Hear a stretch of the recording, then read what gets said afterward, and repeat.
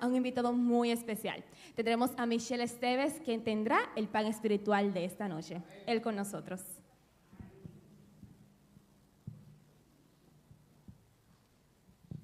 Feliz sábado, iglesia. Era para ver si estaban activos. Hermanos, que el Señor me les bendiga grandemente. Mira el que está a su lado y dígale, no te duermas, please. Dígale así.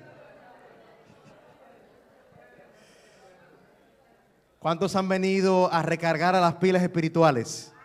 Gloria a Dios. ¿Cuántos quieren mantener el fuego encendido en su corazón? Que no se apague nunca. Gloria a Dios.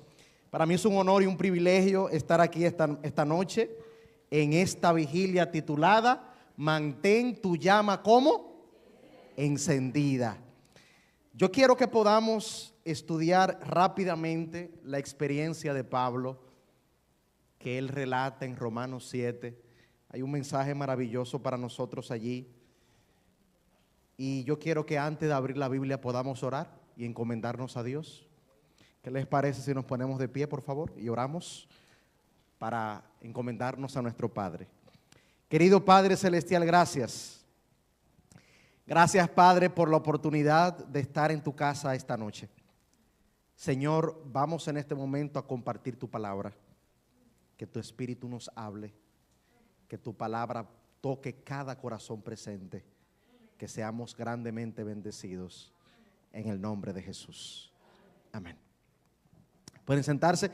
Cuenta la historia que un hombre se sentía mal, muy mal, porque él decía que él miraba lo que no quería mirar, porque sus manos tocaban lo que él no debía tocar, porque sus pies transitaban por caminos que él no debía transitar y porque su boca decía palabras que él no debía decir. Así que este hombre que no tenía control de sus miembros, cuenta la historia que él decidió ir a un hospital para que un médico pueda evaluarlo. Así que llegó al hospital y lo recibió un doctor llamado Doctor Ley. ¿Cuál era su nombre? Doctor Ley. Y cuando el Doctor Ley lo vio, le preguntó que para qué él había ido. Y él dijo, Doctor Ley, yo vine hoy a este lugar porque quiero que usted me evalúe. Y el doctor le preguntó, ¿cuál es tu problema? Y él le dijo, mi problema son mis ojos porque yo veo lo que no debo ver. Mi problema son mis manos porque toco lo que no debo tocar. Mi problema es mi boca porque digo palabras que no debo pronunciar. Y mi problema son mis pies porque me están llevando por caminos que yo no debería transitar. Así que el doctor Ley comenzó a evaluar a este hombre, comenzó a analizarlo de arriba abajo, de abajo hacia arriba. Y cuando terminó la evaluación, cuenta la historia que el doctor Ley tomó un bolígrafo y un papelito, escribió algo, lo envolvió, se lo dio al hombre y le dijo, ahora vaya por el pasillo donde el doctor Gracia. Así que aquel hombre, sin saber cuál era su problema, toma el papelito, lo pone en el bolsillo y comienza a caminar por el pasillo. Cuando pasa el pasillo, llega donde el doctor Gracia. Y el doctor Gracia, él le entrega el papelito, el doctor lee el papelito y el doctor procede a preguntarle al hombre lo mismo que le preguntó el otro doctor. ¿Cuál usted cree que es su problema? Y él le dijo, doctor Gracia, mi problema son mis ojos, porque yo veo cosas que no debo ver. Doctor Gracia, mis problemas son mis manos, porque yo toco cosas que no debo tocar. Doctor Gracia, mis problemas son mis pies, porque transito por caminos que yo no debo transitar. Doctor Gracia, mi problema es mi boca, porque me hace pronunciar palabras que yo no debo pronunciar. Así que el doctor Gracia miró a aquel hombre y le dijo, mi querido, su problema no son sus ojos, no son sus manos, no es su boca, no son sus pies. Su problema es su corazón. ¿Cuál era el problema? El corazón. Déjenme decirles que la misma lucha interna que tenía este hombre es la misma lucha que describe Pablo en Romanos capítulo 7. Este hombre no tiene control de sí mismo. El hombre quiere mirar una cosa y termina mirando lo que no debe mirar. quiere tocar una cosa, pero toca lo que no debe. Quiere caminar por un camino, pero camina por otro camino. Y esa lucha interna es la misma lucha que Pablo describe en Romanos capítulo 7. Y en el versículo 15 Pablo dice, porque lo que hago, ¿qué cosa? No lo entiendo, pues no hago lo que quiero, sino lo que detesto, lo que odio, lo que aborrezco, eso hago. Pablo describe, Romanos 7 describe la impotencia de un hombre que quiere hacer lo bueno, pero termina haciendo lo malo. Un hombre que quiere consagrarse, pero no se consagra. Un hombre que quiere leer la Biblia, pero no lee la Biblia. Un hombre que quiere ir al culto, pero no va al culto. Un hombre que quiere orar, pero no ora. Un hombre que quiere buscar a Dios, pero no busca a Dios. Un hombre que quiere pasar tiempo en oración, pero no pasa tiempo en oración. Por eso él dice, lo que yo hago no lo entiendo. No hago lo que yo quiero hacer, sino lo que yo detesto, lo que yo odio, eso yo hago. La misma lucha, el mismo drama del hombre de la historia, Pablo lo está plasmando en Romanos capítulo 7. Noten que él dice, lo que hago no lo entiendo porque no hago lo que quiero. En otras palabras, no es que Pablo no quiere consagrarse, no es que Pablo no quiere leer la Biblia, no es que Pablo no quiere orar, no quiere ayunar, no quiere ir al culto. El problema es que él anhela hacerlo, pero al final termina haciendo lo opuesto a lo que realmente él quiere hacer. ¿Será que hablo para alguien que tiene la misma lucha que Pablo y que el hombre de la historia? Déjame decirte que todos en algún momento hemos enfrentado el mismo drama.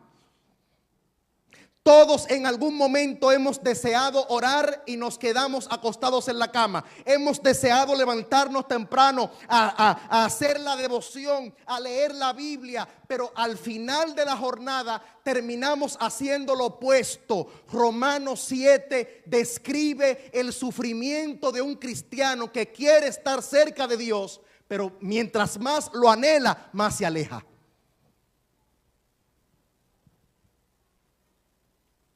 Y ahora viene la pregunta interesante. ¿Por qué Pablo terminaba haciendo lo que no quería hacer si él quería hacer lo bueno? ¿Por qué Pablo terminaba haciendo lo opuesto a lo que quería hacer? ¿Por qué no podía hacer lo que realmente él quería? Déjame decirte que el verso 17 responde esa pregunta. El versículo 17 nos dice, de manera que ya no soy yo que hace aquello, sino ¿qué cosa, hermanos? Pablo se dio cuenta que la raíz del problema no era el deseo lo tenía. El deseo de orar lo tenía, de leer la Biblia lo tenía, de ir al culto lo tenía. El problema es que Pablo se dio cuenta que la raíz del asunto era el pecado. Por eso él dice, entendí que la razón por la cual hago lo que no quiero es porque el pecado mora ¿en dónde? Romanos 7 no solamente describe la impotencia de un hombre que hace lo que no quiere, sino también que describe la lucha interna que enfrenta todo cristiano que un día aceptó a Jesús. Romanos 7 describe la lucha que tenemos por dentro, porque por un lado quiero consagrarme, pero por otro lado no quiero consagrarme. Por un lado quiero leer la Biblia, pero por otro lado no quiero leer la Biblia. Y esa lucha interna la describe perfectamente Gálatas capítulo 5, cuando dice que la carne y el espíritu luchan entre sí, se enfrentan entre sí para que hagan lo que no quieren. El espíritu quiere que vengas a la vigilia, pero la carne dice, está lloviendo, mira la transmisión. Déjenme decirles una cosa, cuando se inventó la transmisión no era para que yo me quede en la casa. Era para el que no está aquí pueda verla. La virtualidad no llegó para que yo entienda que congregarme ya no tiene sentido.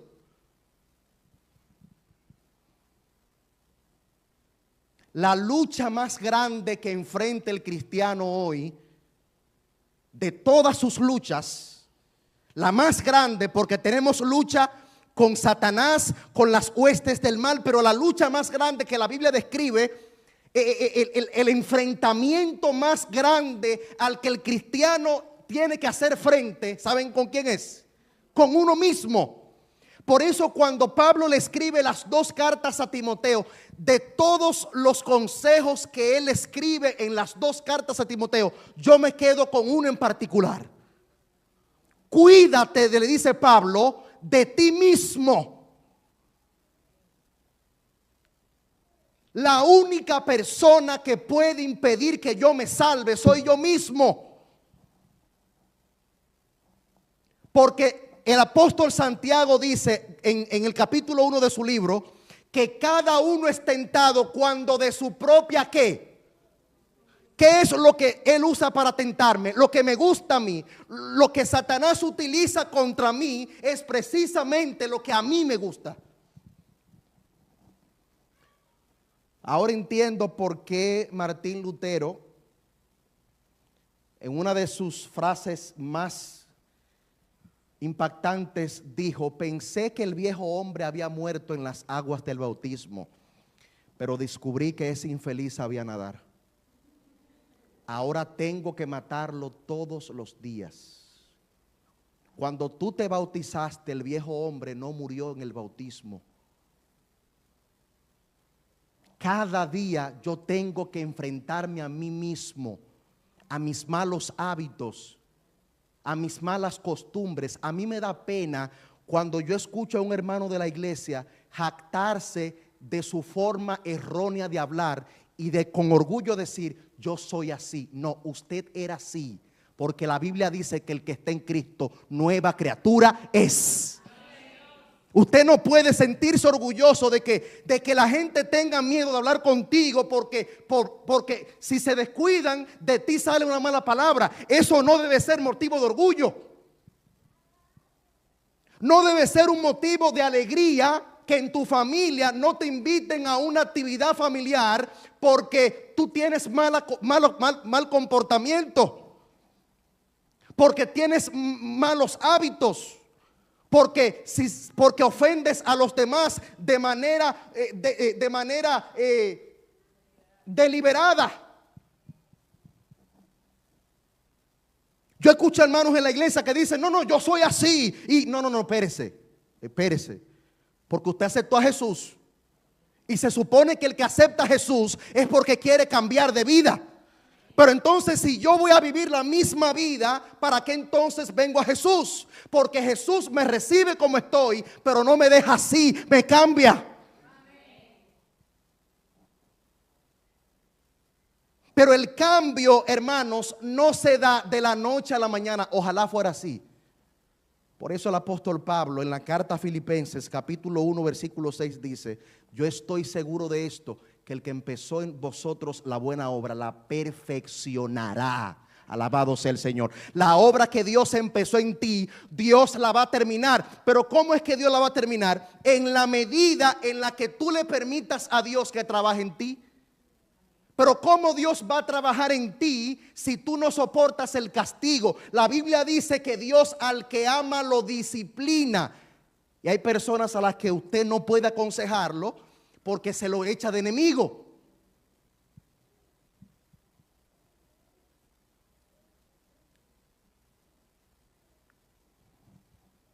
Hay hermanos que tienen mala conducta, que usted se le acerca personalmente, porque hay otros hermanos en la iglesia que aparentan tener buenas intenciones, pero son hipócritas. No tienen buenas intenciones nada. Pero el que tiene buenas intenciones se acerca a ti y personalmente habla contigo, trata el tema contigo y eso muere con ustedes dos. Pero el que tiene malas intenciones es como una imagen de un hombre que está en un abismo y hay otro que está arriba y como que le extiende la mano. Pero él tiene una escalera atrás.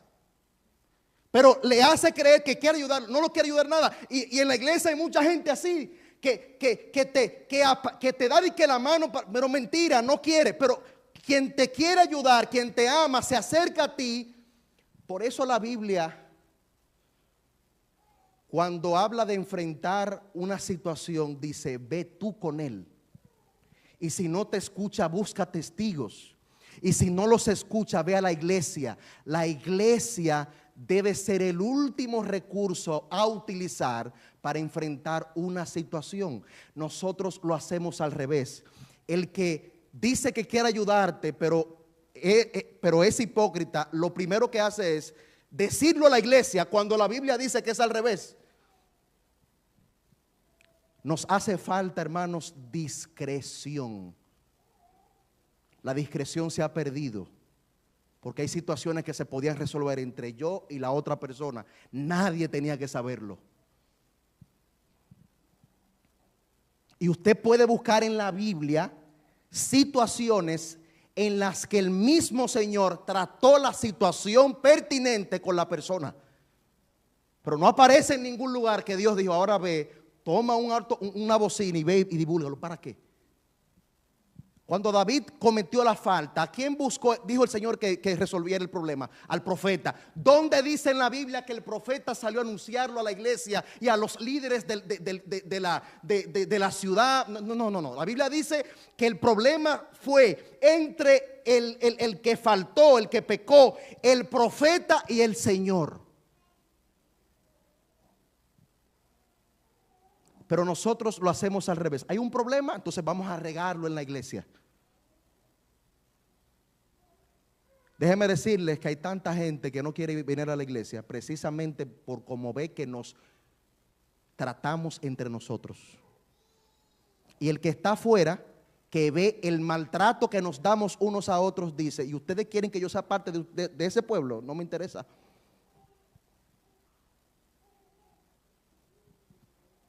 Yo no sé si usted me está entendiendo esta noche.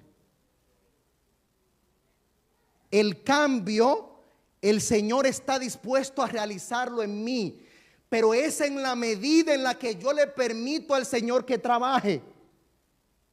Pero si yo sé que tengo malas cosas que resolver y yo no quiero, ¿Dios me va a obligar? No. Hay problemas que tenemos desde hace muchos años y no se han resuelto, no porque Dios no ha querido, es que yo no quiero que Él lo haga. Como decía el pastor Alejandro Bullón, que él decía, crecer significa dolor. En la medida en la que yo crezco en la fe, tengo que ir abandonando cosas que quizá me siento cómoda con ellos, pero me afectan. Y dejar malos hábitos y dejar malas costumbres duele, pero es necesario para el crecimiento.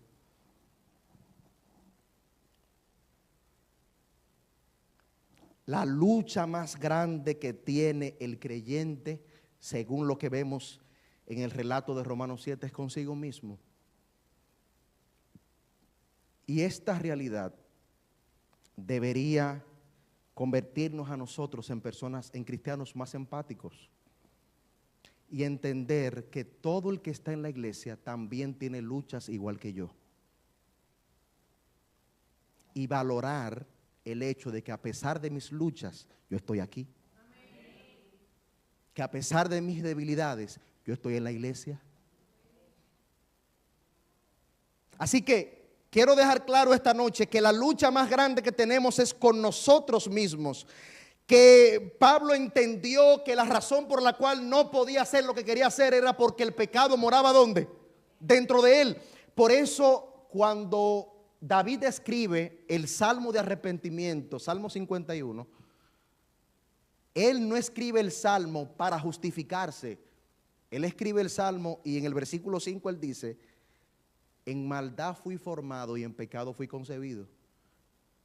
En otras palabras, David está diciendo, la razón por la cual yo hice lo que yo hice es porque yo soy malo por naturaleza. Es porque dentro de mí hay maldad. Es porque dentro de mí, no solamente dentro de mí corre sangre, también en mi ADN hay pecado. Ahora Pablo,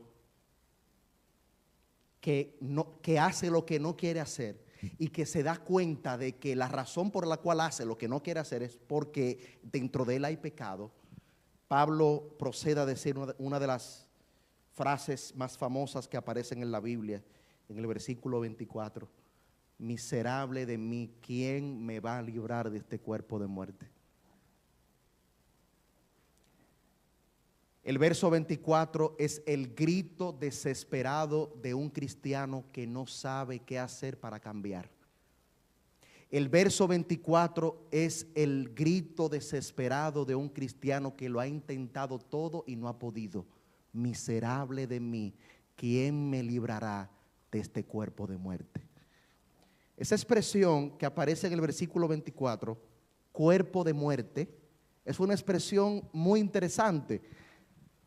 Ustedes sabían de las culturas antiguas, cuando se trata de métodos de tortura, a los romanos hay que sacarle su comida aparte. Cuando había que maquinar un método nuevo para torturar a los prisioneros, los romanos eran expertos. Y había un método en particular de tortura brutal. Y era que cuando un prisionero era condenado a muerte, tomaban el cadáver de una persona y se lo ataban a su cuerpo. Y literalmente el cadáver se podría atado al prisionero. Precisamente Pablo utiliza eso para referirse al viejo hombre. Hermanos, así como en la antigüedad tomaban a un cuerpo podrido para atarlo a un prisionero, el viejo hombre también está atado a mí. Yo no puedo librarme del viejo hombre. Yo no puedo librarme de la persona que yo era antes de bautizarme, porque esa persona, como bien decía Martín Lutero, no ha muerto. Por eso a veces uno quiere consagrarse y cosas, y a veces en situaciones que uno vive, sale el viejo hombre otra vez. Y es que el viejo hombre está atado a mi cuerpo, está atado recuerden que son dos hombres, el hombre carnal y el espiritual. El espiritual es el que quiere buscar a Dios, pero ahí está el carnal acechándome. Ahí está el carnal esperando que yo resbale para salir. Por eso Pablo dice, miserable de mí, ¿quién me va a librar de este cuerpo? ¿Quién me va a librar de esta lucha? Y hermanos, yo alabo a Dios.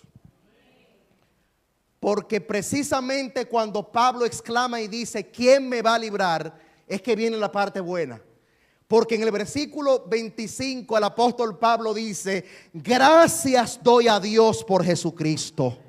Hermano, cuando tú reconoces que no puedes, cuando tú reconoces que no es con tu fuerza, cuando tú reconoces que en ti no hay una salida para poder hacer las cosas bien, entonces Cristo hace acto de presencia. Cuando tú reconoces que no es con espada ni con ejército, sino con el Espíritu Santo, es cuando Dios entonces interviene a tu favor.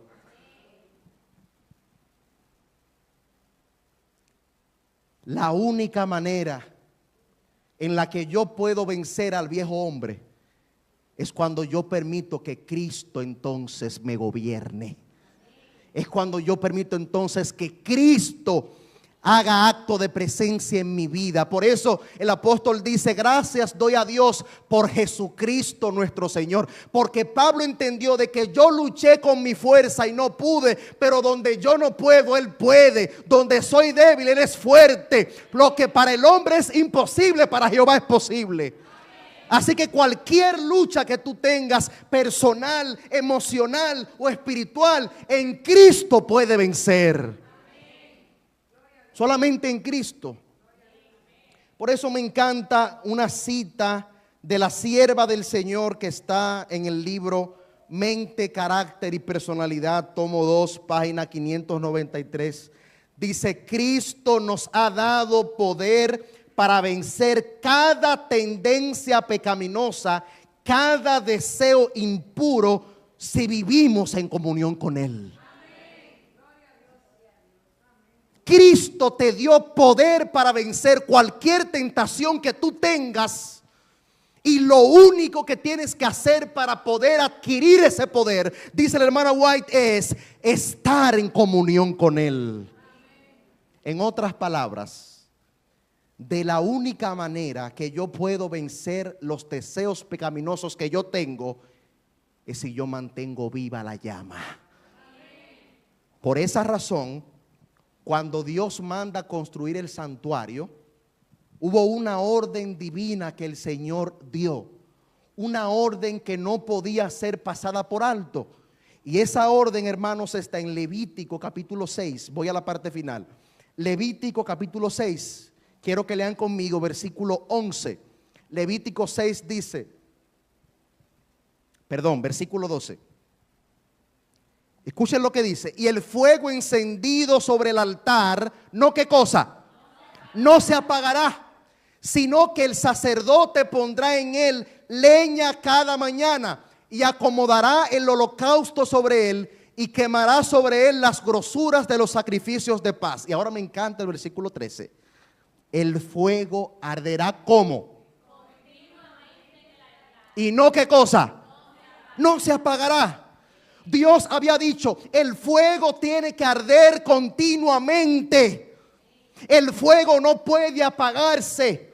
Y cuando vamos al Antiguo Testamento, notamos que el fuego era un símbolo de la presencia del Señor. Por eso Dios se revela en una zarza ardiendo. Por eso se revela en una nube de fuego. El fuego era la señal de que Dios estaba presente en ese lugar. Y ahora Dios dice, el fuego tiene que arder, hermano. Y así mismo en tu vida el fuego no puede apagarse. Pero la única manera por la cual el fuego no va a apagarse es si cada día tú le echas leña al fuego. Hermanos, la leña es símbolo de la devoción diaria con el Señor. Lo único que va a mantener el fuego encendido es la comunión. Precisamente lo mismo que Elena dice, que el poder se adquiere para vencer cuando pasamos tiempo con Él. Y es lo mismo que presenta Levítico. Levítico dice, para que el fuego se mantenga encendido, tienen que echarle leña diaria. Y así mismo en la vida espiritual, para que el fuego no se apague, cada día yo tengo que echarle leña. La leña es el combustible para que el fuego no se apague. Hermano, no permitas que tu fuego se apague.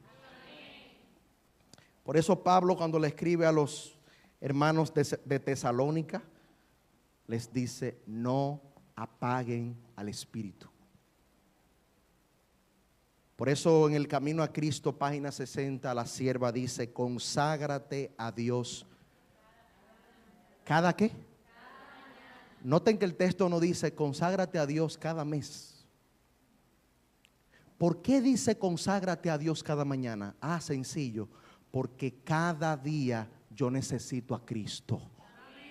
Cada día yo necesito que Dios trabaje en mi carácter, que Dios trabaje en mi temperamento. ¿Por qué?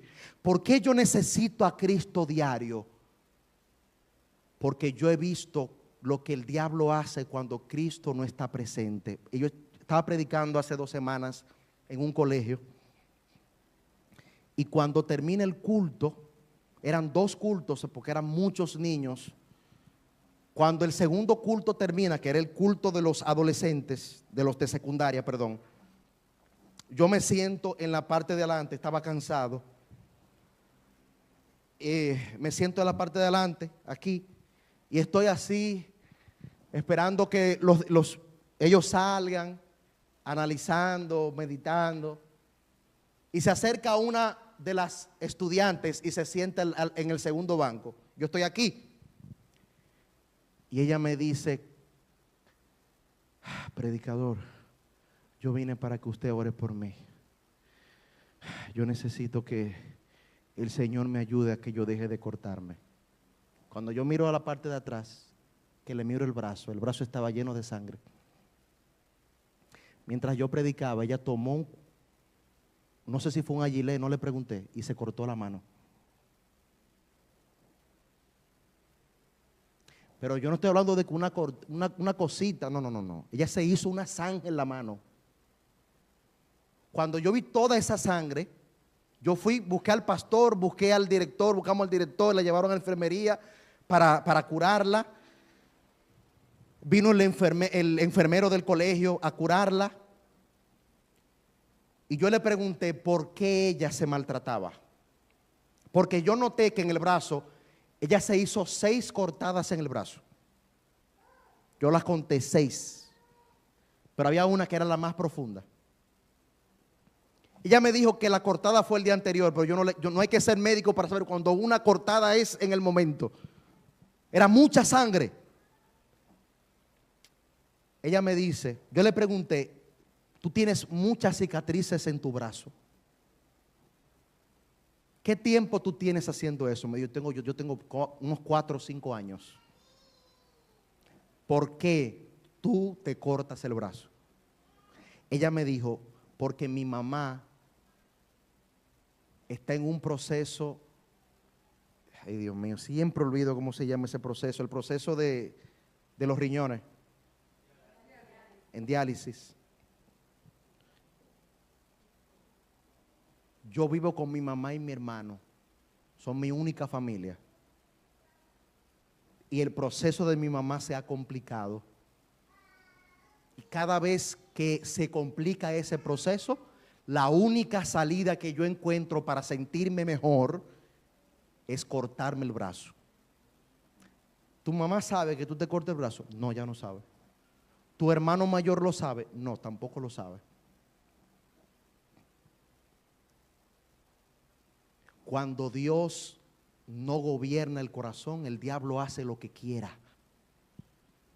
Por eso cada día yo necesito a Cristo.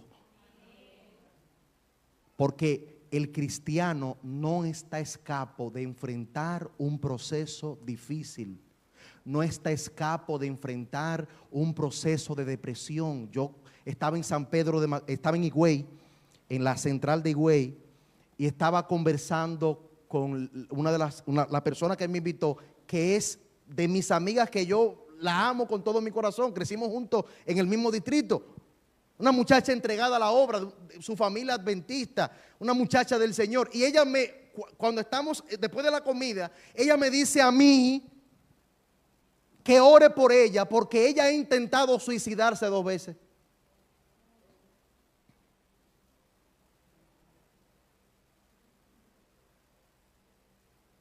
Pero lo que me choca no es que ella me dice a mí eso, es que yo le pregunto a ella, ¿por qué? Porque uno siempre busca una razón, una causa.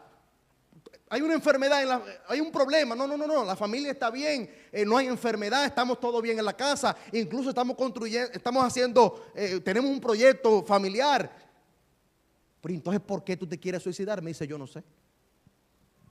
Yo lo que sé es que a mí me entró una tristeza de un tiempo para acá, que ya yo no quería ir al culto, no quería hablar con nadie, no quería ver a nadie, no quería salir, y eso es grita y llora, y no es un problema porque yo estoy bien con mi esposo, con mi familia, no tenemos ningún tipo de situación, solamente sé que a mí me inundó una tristeza de un tiempo para acá, que yo pensé en que la solución para resolver eso era quitándome la vida.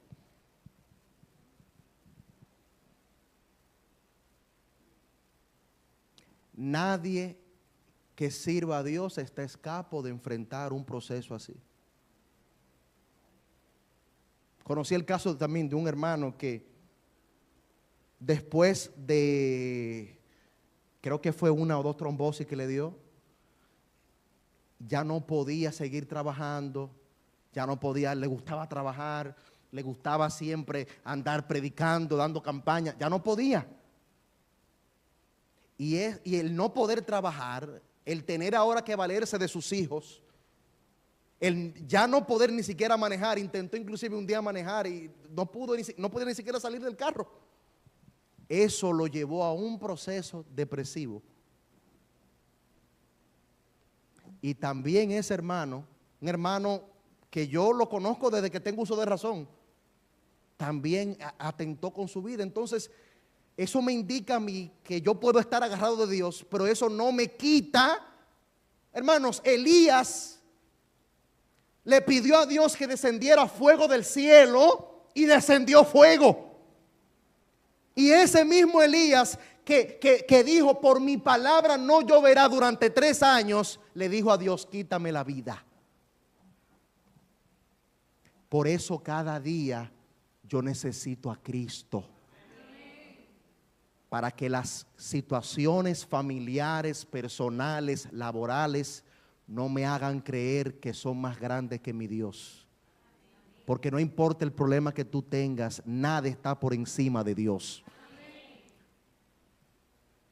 Por esa razón yo necesito a Dios trabajando en mí cada día. Por eso yo necesito que Dios trabaje en mi familia. Por eso necesito que Dios trabaje en mis pensamientos. Por eso es necesario que Dios trabaje en mis decisiones, en cada parte de mí.